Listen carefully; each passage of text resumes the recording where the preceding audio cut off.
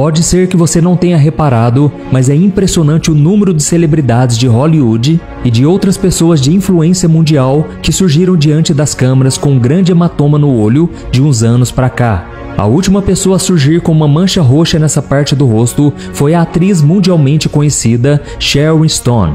Seria tudo uma grande coincidência? Muita gente acredita que não. E a pergunta que fica é: que tipo de epidemia do olho roxo é essa que está atacando tantas figuras públicas? Irmãos, isso é muito estranho, você não acha? E quanto mais se pensa sobre esse assunto, mais estranho fica. Inclusive já existem várias teorias da conspiração sobre o que tem sido chamado de The Black Eye Club, ou o Clube do Olho Preto.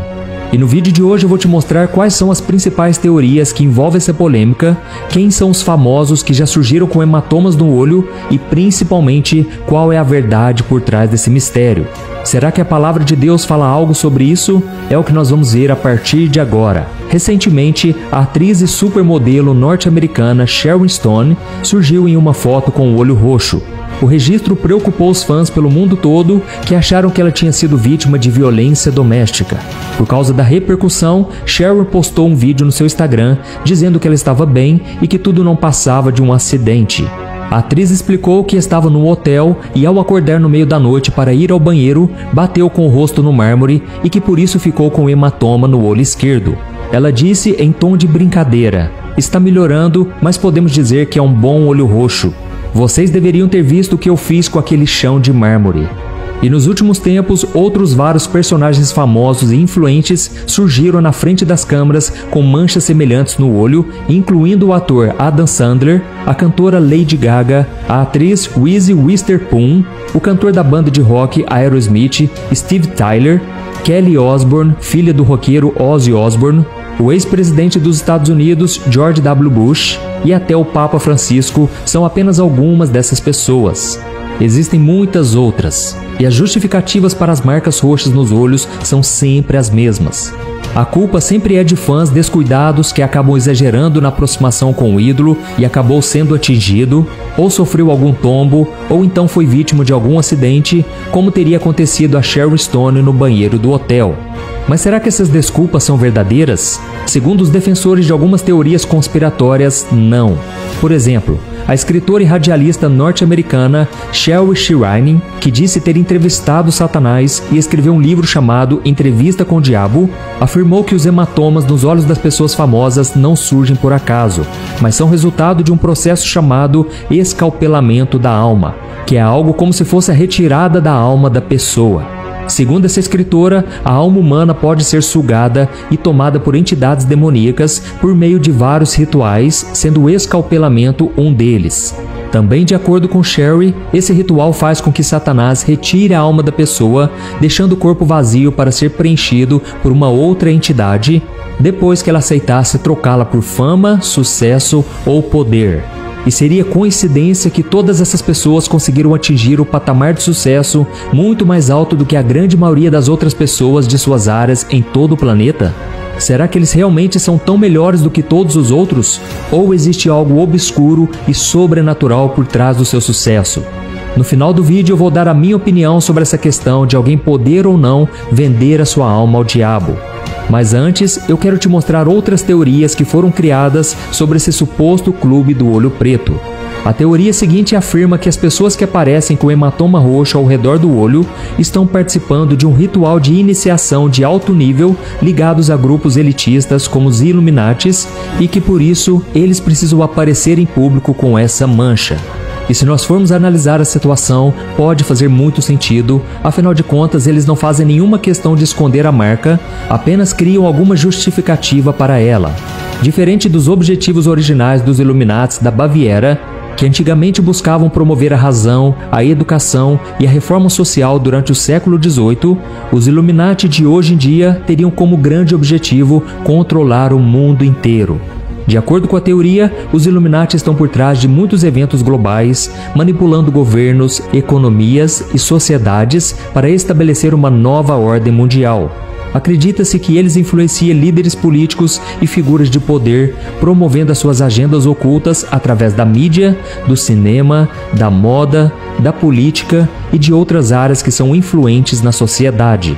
Os defensores dessas teorias afirmam que os Illuminati controlam os principais meios de comunicação, utilizando-os para manipular a opinião pública e manter a população sob controle.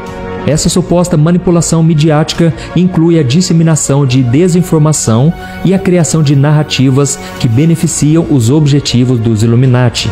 Além disso, acredita-se que eles estejam envolvidos na criação e manutenção de crises econômicas e sociais, usando esses momentos de instabilidade para pregar mudanças que favoreçam seu domínio global.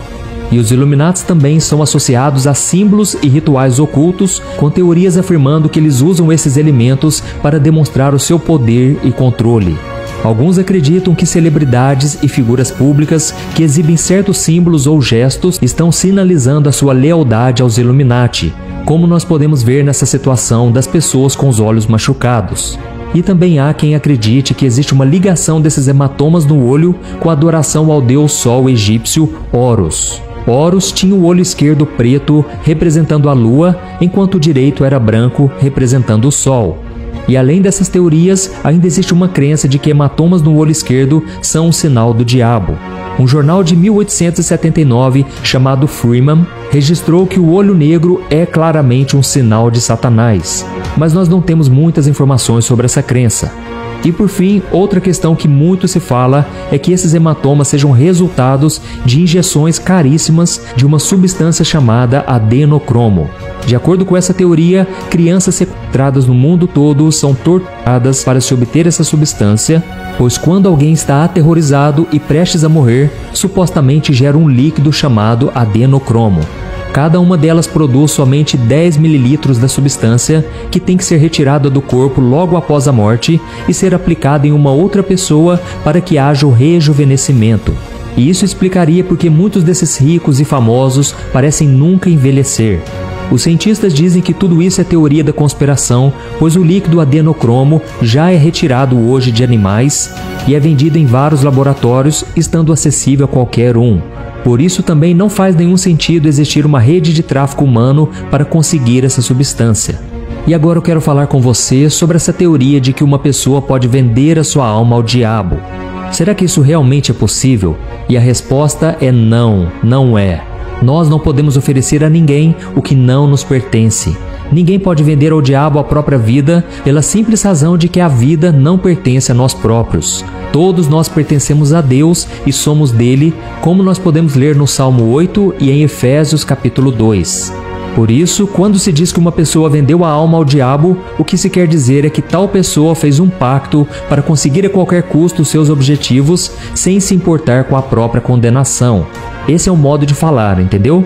É possível sim escolher por livre e espontânea vontade se afastar completamente de Deus, e também é possível decidir voltar para Ele e se converter dos seus maus caminhos. E neste caso, Deus sempre perdoa, basta pedirmos perdão com sinceridade e crermos que Jesus é o nosso único Salvador e Libertador. Amém? Por isso não existe nenhum tipo de contrato definitivo com o diabo, o que não quer dizer também que vale a pena tentar enganá-lo, pois brincar com a própria salvação é no mínimo muito arriscado. E assim como no caso da alma, também é totalmente sem sentido a pessoa afirmar que tem total controle sobre o próprio corpo. Mas irmãos, a verdade é que nós não temos poder absoluto sobre nós mesmos, porque não fomos nós que nos criamos. E da mesma forma, não temos como determinar como e quando será o nosso fim, e nem mesmo podemos tirar a nossa própria vida, porque é Deus quem soprou sobre nós o fôlego da vida e só Ele tem o direito sobre ela. Então, irmãos, a verdade é que nós estamos no final dos tempos, e a Bíblia diz que nesses últimos dias as pessoas amariam mais os prazeres do mundo do que a Deus, e elas viveriam em busca de adoração. E por causa disso, muitas pessoas, principalmente as famosas e aquelas que têm algum tipo de poder e influência nas mãos, acabam não medindo esforços para conseguir ainda mais fama, sucesso, dinheiro, poder e influência. Em Mateus capítulo 6, Jesus disse o seguinte: os olhos são a candeia do corpo. Se os seus olhos forem bons, todo o seu corpo será cheio de luz. Mas se os seus olhos forem maus, todo o seu corpo será cheio de trevas. Portanto, se a luz que está dentro de você são trevas, que tremendas trevas são. Olha isso, irmãos. Essa passagem nos mostra a importância de termos uma visão pura e focada nos valores eternos. Os nossos olhos são como lâmpadas que iluminam o nosso ser, e se eles estiverem focados em coisas boas